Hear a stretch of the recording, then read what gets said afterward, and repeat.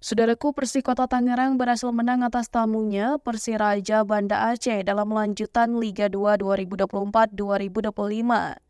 Persikota menang tipis atas Persiraja Banda Aceh dalam laga yang berlangsung di Stadion Benteng Ribuan pada Minggu 6 Oktober 2024 sore waktu Indonesia Barat.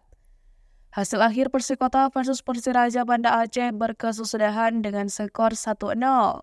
Gol bayi ajaib julukan Persikota Tangerang baru tercipta pada babak kedua. Gol penentu kemenangan Persikota dicetak oleh strikernya Sirvi Arfa. Gol tersebut dicetak pada menit ke-70. Skor akhir 1-0 menutup kemenangan Persikota Tangerang atas Persiraja Banda Aceh. Ini menjadi kemenangan back-to-back tim asuhan Delvi Adri. Persikota sebelumnya meraih kemenangan atas Persikabo 1973.